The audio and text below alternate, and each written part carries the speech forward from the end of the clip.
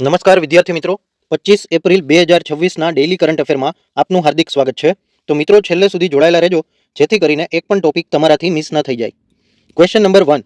સંરક્ષણ મંત્રાલયે T-72 અને T-90 ટેન્કો માટે ટ્રોલ એસેમ્બલી ખરીદવા માટે 975 કરોડનો કરાર કઈ કંપની સાથે કર્યો? તો સાચો જવાબ આવશે મિત્રો ઓપ્શન સી, ભારત અર્થ મૂવર્સ લિમિટેડ, એટલે કે BEML. તો એના વિશે આપણે ડિટેલમાં ચર્ચા કરીશું. હવે 975 કરોડનો કોન્ટ્રાક્ટ કર્યો છે ટ્રોલ એસેમ્બલીની ખરીદી માટે. 21 એપ્રિલ 2026ની વાત છે. આ જે T-72 અને T-90 ટેન્કો છે એના માટેની ટ્રોલ એસેમ્બલીની ખરીદી કરવા માટેનો કરાર છે. હવે મુખ્ય ઉત્પાદક કંપનીઓની વાત કરીએ તો BEML, ભારત અર્થ મૂવર્સ લિમિટેડ, અને electro pneumatic and hydraulics India private limited. બરાબર, આ બે કંપનીઓ સાથે કરાર કરવામાં આવ્યો છે.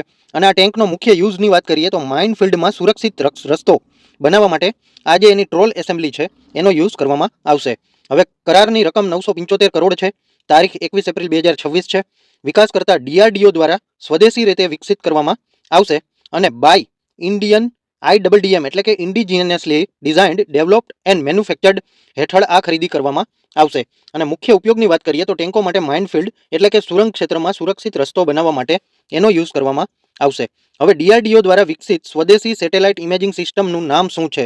તો સાચો જવાબ આવશે પ્રજ્ઞા અથવા તો પ્રજ્ઞા. તો આપણે એના વિશે ચર્ચા કરીશું. હવે આ જે છે પ્રજ્ઞા, DRDOની અત્યાધુનિક સેટેલાઇટ ઇમેજિંગ સિસ્ટમ છે. બરાબર, એપ્રિલ 2026માં DRDO દ્વારા કેન્દ્રીય ગૃહ મંત્રાલય જે છે MHA, બરાબર, એને સોંપણી કરવામાં આવી છે. હવે આંતરિક સુરક્ષાને મજબૂત કરવા માટે, સંવેદનશીલ વિસ્તારોની દેખરેખ રાખવા માટે અને આતંકવાદ વિરોધી કામગીરી કરવા માટે આ જે છે પ્રજ્ઞા એને લોન્ચ કરવામાં આવી છે. હવે વિકાસકર્તા અને ટેકનોલોજીની વાત કરીએ તો આર્ટિફિશિયલ ઇન્ટેલિજન્સ આધારિત સેટેલાઇટ ઇમેજિંગ સિસ્ટમ છે અને DRDOની CAIR પ્રયોગશાળા બેંગ્લુર ખાતે આનો વિકાસ કરવામાં આવ્યો છે. રિયલ ટાઈપ ડેટા અને નિર્ણયની વાત કરીએ તો રિયલ ટાઈમમાં જે ઇમેજનરી હોય, એટલે કે અત્યારે જે મુવમેન્ટ થતી હોય એને જોઈ શકાશે.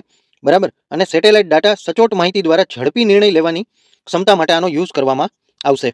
હવે આ સિવાયની અન્ય DRDOની વિશેની વિગત વિશે ચર્ચા કરીએ જે તમને કોમ્પિટિટિવ એક્ઝામમાં કામ લાગી શકે એટલા માટે. એક છે અન્વેષ EOS N1. જાન્યુઆરી 2026માં ઇસરો દ્વારા DRDOના વ્યૂહાત્મક હાઇપર સ્ટ્રેટલ ઇમેજિંગ સેટેલાઇટને પણ લોન્ચ કરવામાં આવ્યું હતું. તો આ જે સેટેલાઇટ છે એનું નામ યાદ રાખી લેજો. એક છે ADC-150.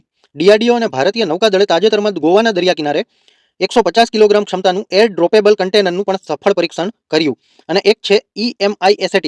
આ DRDO દ્વારા વિકસિત ઇન્ટેલિજન્સ સેટેલાઇટ છે જે પ્રોજેક્ટ કૌટિલ્ય હેઠળ બનાવવામાં આવ્યો હતો. તો આ ત્રણ સેટેલાઇટના નામ પણ યાદ રાખી લેજો, કોમ્પિટિટિવ એક્ઝામ માટે ખૂબ જ ઉપયોગી બનશે. Question number 3. વર્ષ 2026ના વર્લ્ડ એથ્લેટિક્સ રિલેનું આયોજન કયા દેશમાં થશે?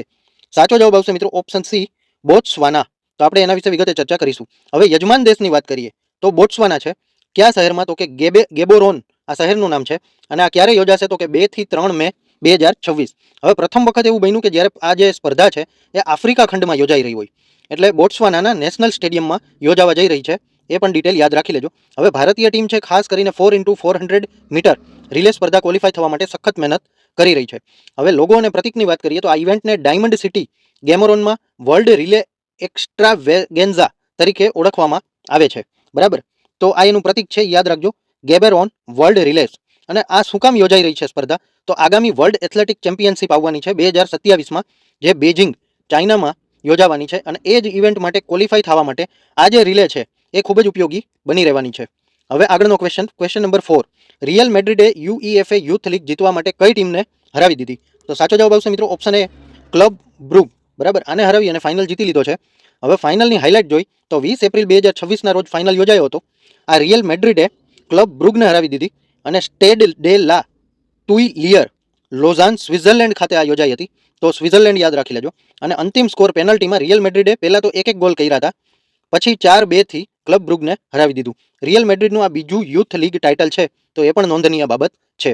હવે આ જે ટીમ છે એના મેનેજર, રિયલ મેડ્રિડ યુવા ટીમ મેનેજર અલ્વારો લોપેસ છે, એનું નામ યાદ રાખી લેજો.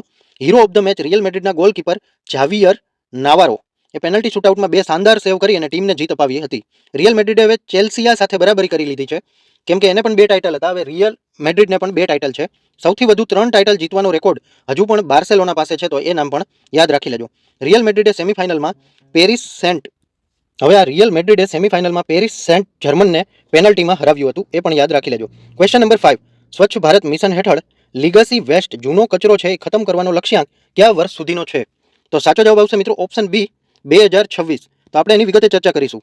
હવે ભારતના તમામ શહેરોમાંથી લીગસી વેસ્ટ એટલે કે જૂનો કચરાના પહાડોને સંપૂર્ણપણે ખતમ કરવાનો લક્ષ્યાંક વર્ષ 2026 સુધીનો છે અને સ્વચ્છ ભારત મિશન અર્બન 2.0 ની સાથે આને સમાવેશ કરવામાં આવ્યો છે. લોન્ચની વાત કરી તો 1 ઓક્ટોબર 2021ના રોજ વડાપ્રધાન નરેન્દ્ર મોદી દ્વારા શરૂ કરવામાં આવ્યું હતું. નોડલ મંત્રાલય આમનું આવાસ અને શહેરી બાબતોનું મંત્રાલય આની દેખરેખ કરે છે અને ભારત શહેરોને કચરા મુક્ત કરવા માટેનો લક્ષ્યાંક આપવામાં આવ્યો છે 2026 સુધીનો. હવે આ જે કચરાના પહાડો હોય બરાબર, જેમ કે પીરાણા અમદાવાદમાં છે, ગાજીપુર દિલ્હીમાં પણ આવેલા છે, આ કચરાના પહાડોને બાયોરેમિડિયેશન દ્વારા વૈજ્ઞાનિક નિકાલ અને પુનઃ પ્રાપ્તિ કરવા માટે આ ટાર્ગેટ રાખવામાં આવ્યો છે 2026 સુધીનો.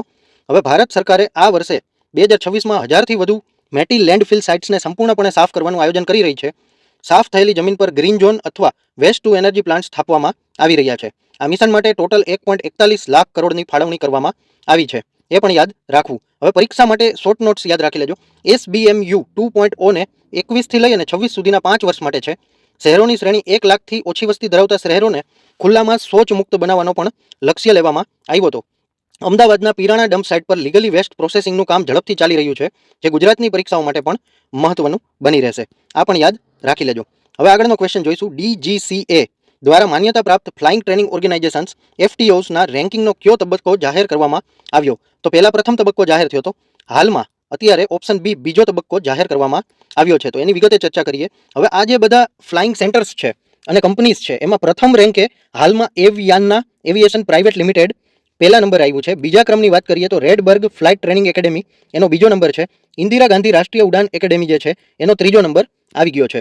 હવે પરીક્ષાલક્ષી વિગત જોઈ લેશું કે રેન્કિંગનો આધાર તો કે સલામતી, ટ્રેનિંગની ગુણવત્તા, રેશિયો અને મેન્ટેનન્સને ધ્યાનમાં રાખી અને આ રેન્કિંગ આપવામાં આવે છે. એવિયાનના આ પદ્ધતિએથી પ્રથમ ક્રમ મળ્યો છે અને વિદેશમાં તાલીમની જરૂર ન રહે અને ભારતમાં જ વિશ્વસનીય તાલીમ મળી રહે એના માટેના હેતુથી આ રીતના રેન્કિંગ આપવામાં આવે છે. હવે DGCAનું પૂરું નામ છે directorate general of civil aviation. એનું હેડક્વાર્ટર આવેલું છે સફદરગંજ એરપોર્ટ, નવી દિલ્હી ખાતે.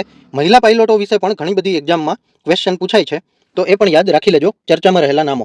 હવે તાજેતરની અપડેટ મુજબ ભારતને 2030 સુધીમાં પાયલટ તાલીમ ગ્લોબલ હબ બનાવવાનું છે, કે આખા વિશ્વમાં સૌથી વધારે તાલીમ ભારતમાં આપવામાં આવે એ રીતનું. નવા FTOની વાત કરીએ તો PPP મોડેલ હેઠળ 21 નવા ફ્લાઇંગ ક્લબ્સને પણ મંજૂરી આપી દેવામાં આવી છે. હવે આગળનો ક્વેશ્ચન વિશે ચર્ચા કરીશું. ભારતમાં કઈ સંસ્થામાં સ્વદેશી સિલિકોન ફોટોનિક્સ સોલ્યુશનનું અનાવરણ કરવામાં આવ્યું? તો સાચો જવાબ આવશે મિત્રો ઓપ્શન સી IIT મદ્રાસ. તો આપણે એના વિશે વિગતે ચર્ચા કરીશું. હવે IIT મદ્રાસ ખાતે આની શરૂઆત કરી દેવામાં આવી છે. એટલે સંસ્થા છે IIT મદ્રાસ, એને સહયોગ કોણ કરશે? તો CPPICS centre for programmable photonics integrates and system. બરાબર. હવે ડેટા ટ્રાન્સમિશન માટે પ્રકાશનો ઉપયોગ કરવામાં આવશે. જે પહેલા ઇલેક્ટ્રિક સિગ્નલનો યુઝ કરવામાં આવતો હતો એની જગ્યાએ હવે પ્રકાશનો યુઝ કરવામાં આવશે અને ટેકનોલોજીનું નામ છે સિલિકોન ફોટોનિક્સ એટલે કે પ્રકાશ. હવે આનો ઉપયોગ અને ફાયદા શું થશે? તો કે ડેટા સેન્ટર્સમાં ઝડપી કાર્ય થશે, ક્લાઉડ કમ્પ્યુટિંગ પણ ઇઝી થઈ જશે, AI લોજિક આસાનીથી મળી રહેશે અને ત્વરિત થશે. 5G અને 6G નેટવર્કના ડેવલપમેન્ટમાં પણ ફાયદો થશે. ડેટાની સ્પીડ જે પહેલાં ઇલેક્ટ્રોનિક સિગ્નલ્સથી આવતી હતી એ હવે પ્રકાશથી આવશે, એટલે એમાં પણ વધારો થશે અને વીજ વપરાશમાં ઘટાડો કરવાનો મુખ્ય હેતુ રાખવામાં આવ્યો છે. હવે આત્મનિર્ભર ભારતમાં આ સોલ્યુશન ભારતને સેમિકન્ડક્ટર અને હાઈ સ્પીડ કોમ્યુનિકેશન ક્ષેત્રે સ્વનિર્ભર બનાવવા માટે એક મોટું પગલું છે. તેનું અનાવરણ ઇલેક્ટ્રોનિક્સ અને ઇન્ફોર્મેશન ટેકનોલોજી મંત્રાલય એટલે કે METIના સહયોગથી કરવામાં આવ્યું હતું. હવે આ ચિપ્સ પરંપરાગત કોપર આધારિત વાયરો કરતાં અનેક ગણા ઝડપથી ડેટા પ્રોસેસ કરી શકે એવા વાયર એટલે કે ઓપ્ટિકલનો યુઝ કરવામાં આવશે. IIT મદ્રાસના અન્ય તાજેતરના કરંટ અફેર્સ પણ યાદ રાખી લેજો, એક્ઝામમાં ખૂબ જ ઉપયોગી બનશે. ભારતનું પ્રથમ સ્વદેશી મોબાઈલ OS ભારત OS પણ IIT મદ્રાસે વિકસાવ્યું હતું. ભારતમાં હાઇપરલૂપ ટેકનોલોજીના વિકાસ માટે IIT મદ્રાસ રેલવે મંત્રાલય સાથે કામ કરી રહ્યું છે. હવે ઝાંઝીબાર કેમ્પસ IIT મદ્રાસે આફ્રિકાના તાન્ઝાનિયામાં એટલે કે ભારતની બહાર પ્રથમ ઇન્ટરનેશનલ કેમ્પસ ખોલ્યું છે, તો એ પણ યાદ રાખી લેજો. હવે આગળનો ક્વેશ્ચન નંબર 8. શેખા તળાવ પક્ષી અભયારણ્યને રામસર સાઇટ જાહેર કર્યા પછી ભારતમાં રામસર સાઇટોની સંખ્યા ટોટલ કેટલી થઈ ગઈ? તો સાચો જવાબ આવશે મિત્રો ઓપ્શન સી 99. તો આપણે વિગતે ચર્ચા કરીશું. હવે તાજેતરમાં ઉમેરાયેલી સાઇટ છે શેખાજીલ પક્ષી અભયારણ્ય, જે ઉત્તર પ્રદેશમાં આવેલું છે. 22 એપ્રિલ 2026ના રોજ પૃથ્વી દિવસ નિમિત્તે એને રામસર સાઇટમાં ઉમેરવામાં આવ્યું. સૌથી વધુ રામસર સાઇટની વાત કરી તો તમિલનાડુ 20 સાઇટ સાથે પ્રથમ ક્રમે છે અને ઉત્તર પ્રદેશ 12 સાઇટ સાથે બીજા ક્રમે છે. હવે શેખાજીલ પક્ષી અભયારણ્ય ઉત્તર પ્રદેશમાં 22 એપ્રિલ 2026ના રોજ એડ કરવામાં આવ્યું અને 2026માં પટના પક્ષી અભયારણ્ય એ પણ ઉત્તર પ્રદેશમાં 30 જાન્યુઆરી 2026 અને છારીઢંઢ વેટલેન્ડ કન્ઝર્વેશન રિઝર્વ એ ગુજરાતમાં 30 જાન્યુઆરી 2026ના રોજ એડ કરવામાં આવ્યું હતું. તો ત્રણેય તાજેતરના નામો પણ યાદ રાખી લેજો. હવે કુલ વિસ્તારની વાત કરીએ તો અત્યારે રામસર સાઇટનો કુલ વિસ્તાર 1.38 મિલિયન હેક્ટર થઈ ગયો છે. સૌથી જૂની સાઇટ ભારતમાં ચિલ્કા લેક ઓડિશામાં 1981માં અને કેવલાદેવ નેશનલ પાર્ક રાજસ્થાનમાં 1981માં જાહેર કરવામાં આવી હતી. સૌથી મોટી સાઇટની વાત કરીએ તો સુંદરવન વેટલેન્ડ પશ્ચિમ બંગાળમાં આશરે 4,23,000 હેક્ટરની જગ્યા છે અને સૌથી નાની સાઇટ રેણુકા વેટલેન્ડ હિમાચલ પ્રદેશમાં આશરે 20,000 હેક્ટરની જગ્યા છે. વૈશ્વિક સ્થાનની વાત કરીએ તો ભારત એશિયામાં પ્રથમ છે અને વિશ્વમાં યુકે અને મેક્સિકો પછી ત્રીજા ક્રમે ભારતનો સમાવેશ થાય છે. હવે આગળનો ક્વેશ્ચન જોઈશું. સંશોધનમાં સહયોગને પ્રોત્સાહન આપવા માટે NIPER હાજીપુરે કઈ કંપની સાથે MOU પર હસ્તાક્ષર કર્યા છે? તો સાચો જવાબ આવશે મિત્રો option B, Boehringer Ingelheim India private limited. તો આપણે એના વિશે ચર્ચા કરીશું. હવે આ બે વચ્ચે જે કરાર કરવામાં આવ્યો છે એ 24 એપ્રિલ 2026ના રોજ હસ્તાક્ષર કરવામાં આવ્યા છે. નીપર હાજીપુર અને બોહરિંગર ઇંગેલહિમ ઇન્ડિયા પ્રાઇવેટ લિમિટેડ. બરાબર. હવે આનો મુખ્ય ઉદ્દેશ્ય શું છે? તો કે ઉદ્યોગ શિક્ષણ જગતના સહયોગને મજબૂત કરવા, હેલ્થકેર સોલ્યુશનના વિકાસને વેગ આપવા અને ડ્રગ સાલિયા માટે વિરોધને વેગ આપવા માટે અને હેલ્થકેર સોલ્યુશનના વિકાસને પણ વેગ આપવા માટેના ઉદ્દેશ્યથી આ કરાર કરવામાં આવ્યા છે. ઓપન સાયન્સ એક્સેસ, જેમ કે આના જે સંશોધકો હશે નીપેર હાજીપુરના અને એના વિદ્યાર્થીઓ હશે એને ઓપન મી દ્વારા ફ્રી ઇન્ટરનેટ એક્સેસ આપવામાં આવશે સાયન્સ રિલેટેડ, અને ડ્રગ ડિસ્કવરી માટે વૈશ્વિક સ્તરે વપરાતા કમ્પાઉન્ડ્સ મફતમાં એટલે કે ફ્રીલી ઉપલબ્ધ કરાવવામાં પણ આવશે. હવે મુખ્ય ફોકસના ક્ષેત્રો કયા કયા છે? તો ટ્રાન્સલેશન, ફાર્માકોલોજી, પૂર્વ ભારતમાં સંશોધનની ક્ષમતા વધારવી અને પ્રી ક્લિનિકલ ડેવલપમેન્ટ માટે પ્રૂફ ઓફ કન્સેપ્ટનો ડેટા ઊભો કરવાના મેઇન ઉદ્દેશ્યથી આગળ વધી રહ્યા છે આ બે કંપનીઓ.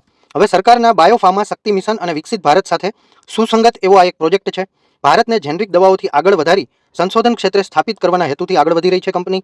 ફાર્માસ્યુટિકલ વિભાગના સચિવ મનોજ જોશીની હાજરીમાં નવી દિલ્હીમાં સમજૂતી કરાર પર હસ્તાક્ષર કરવામાં આવ્યા હતા, તો એ પણ યાદ રાખી લેજો.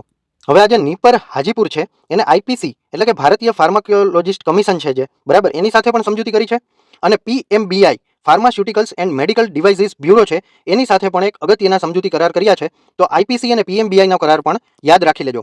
હવે ક્વેશ્ચન આગળનો જોશું. સેના પ્રમુખ જનરલ ઉપેન્દ્ર દ્વિવેદીને કયા પ્રતિષ્ઠિત હોલ ઓફ ફેમમાં સામેલ કરવામાં આવ્યા? તો સાચો જવાબ આવશે મિત્રો option B, US army war college international hall of ફેમમાં સામેલ કરવામાં આવ્યા. હવે સંસ્થાની વાત કરીએ તો United States army war college Carlisle Pennsylvania ખાતે આવેલી છે. બરાબર. હવે સન્માન international fellows hall of fame, આ જે સન્માન છે એ આપવામાં આવ્યું છે United States army war college USAWC Carlisle Pennsylvania. બરાબર. આ જગ્યાએ જે સન્માન આપવામાં આવ્યું હતું જનરલ ઉપેન્દ્ર દ્વિવેદી દ્વારા આ કોલેજના 2016ની બેચના ભૂતપૂર્વ વિદ્યાર્થી ઇન્ટરનેશનલ ફેલો રહી ચૂક્યા છે, એ પણ યાદ રાખવું. આ સન્માન એવા આંતરરાષ્ટ્રીય સ્નાતકોને આપવામાં આવે છે જેઓ તેમાં દેશની સેનામાં હાઈએસ્ટ પદ પ્રાપ્ત કરે છે અને વિશિષ્ટ સેવા આપે છે. તો નામ યાદ રાખી લેજો ખાસ, સેના પ્રમુખ જનરલ ઉપેન્દ્ર દ્વિવેદી અને US army war college hall of ફેમમાં સામેલ થયા છે, તો બે નામ ખાસ યાદ રાખી લેજો. હવે પદની વાત કરીએ જનરલ ઉપેન્દ્ર દ્વિવેદી વિશે તો તેઓ ભારતીય સેનાના 30મા chief of army staff COAS છે. તેમણે 30 જૂન 2024ના રોજ જનરલ મનોજ પાંડે પાસેથી કાર્યભાર સંભાળ્યો હતો. તેઓ અગાઉ vice chief of army staff અને ઉત્તરી કમાન્ડના કમાન્ડર તરીકે સેવા આપી ચૂક્યા છે. સૈનિક સ્કૂલ રીવા મધ્યપ્રદેશના ભૂતપૂર્વ વિદ્યાર્થી છે. હવે તાજેતરના સન્માનની વાત કરીએ તો ઓર્ડર ઓફ મિલિટરી મેરિટ તાજેતરમાં ભારતીય સૈન્ય અધિકારીઓને વિવિધ દેશો દ્વારા માનવ પદવીઓ આપવામાં આવી છે. National defence college NDC Bharat સ્થિત આ સંસ્થા પણ આવી વિદેશ અધિકારીઓને તાલીમ આપે છે, તો આ પણ યાદ રાખી લેજો. હવે મિત્રો આ વિડીયો જોવાથી તમારા જનરલ નોલેજમાં અને ડેઇલી કરંટ અફેર્સમાં વધારો થયો હોય તો આ વિડીયોને એક લાઇક કરી દેજો. તમે કઈ એક્ઝામની તૈયારી કરો છો એ કમેન્ટ કરી અને જણાવી દેજો. જો કોઈ તમારા વિદ્યાર્થી મિત્રો તૈયારી કરતા હોય તો એના વિડીયો અચૂકથી શેર કરજો, અને જો આ ચેનલમાં નવા હોય તો સબસ્ક્રાઇબ કરી લેજો અને બેલ આઇકન પણ દબાવી લેજો, જેથી કરીને આવનારી તમામ અપડેટ્સ આપના સુધી પહોંચી રહે. ધન્યવાદ.